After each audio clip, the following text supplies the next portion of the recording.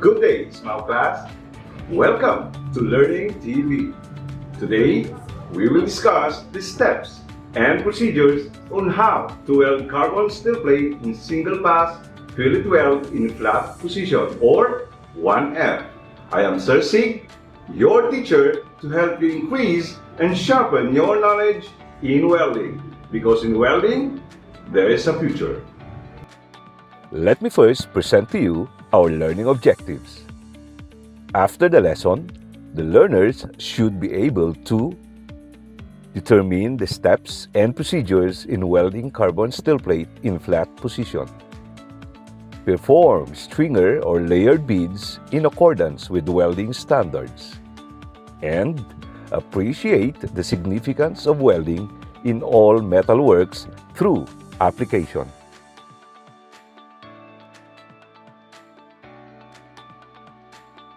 Before anything else, let me remind you that before doing the process, you are required to observe precautionary measures for safety purposes like using of personal protective equipment or PPE to avoid any untoward incident or accident.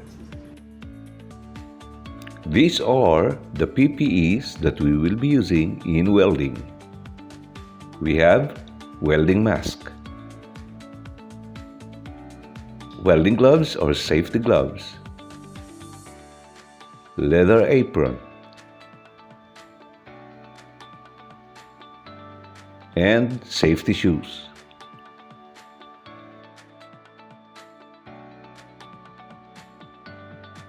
Here are the steps and procedures on how to weld carbon steel plate in single pass fillet weld in flat position or 1F.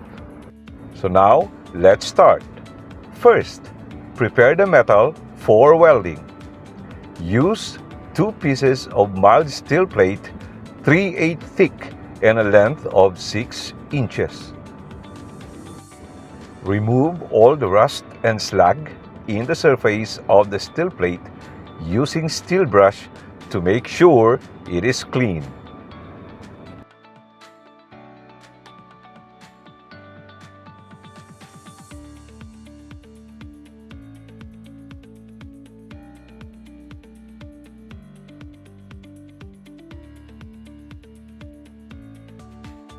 Adjust the welding machine for correct current and amperage settings.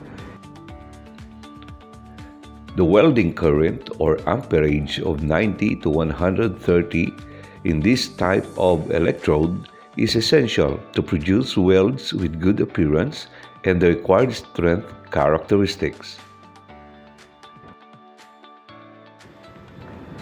Place metal together in a T-joint and strike a feather quick tack weld into pieces of metal at both ends with a right angle position, and look over the gap and check if the sides are nice and square.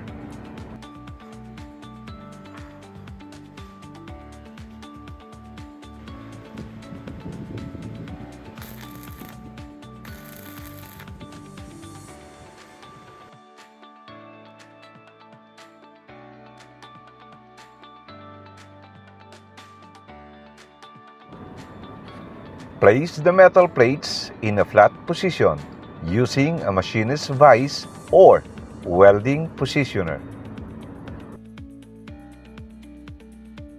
Hold the electrode at a travel angle of 45 degrees and 1/4 to 1/2 inch above the metal. Quickly lower the electrode until it touches the metal and then lift it 1/8 inch.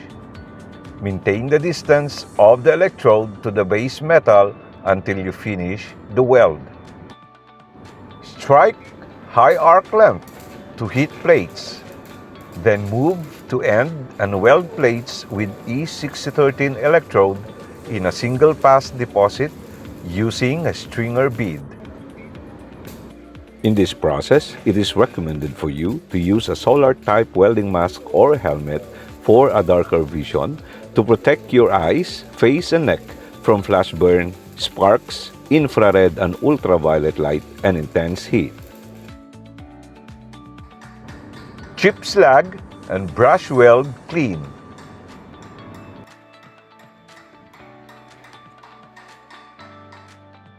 Lastly, here is a good finish weld.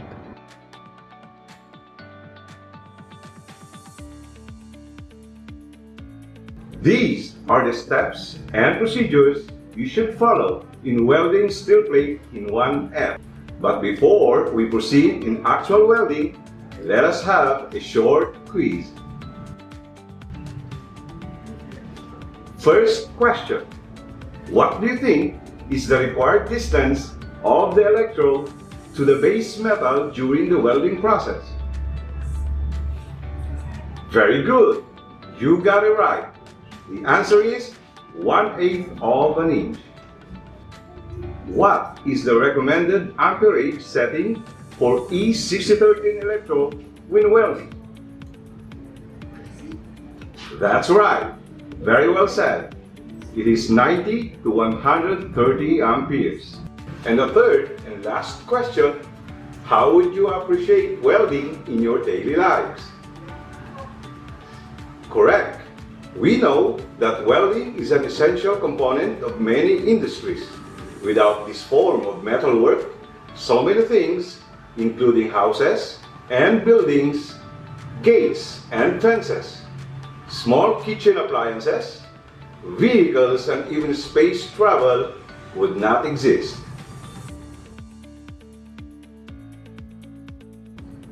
Now that you know the steps and procedures in welding carbon steel plate in flat position, I want to see you weld 1F and perform a single pass fillet weld stringer or layered beads in accordance with welding standards.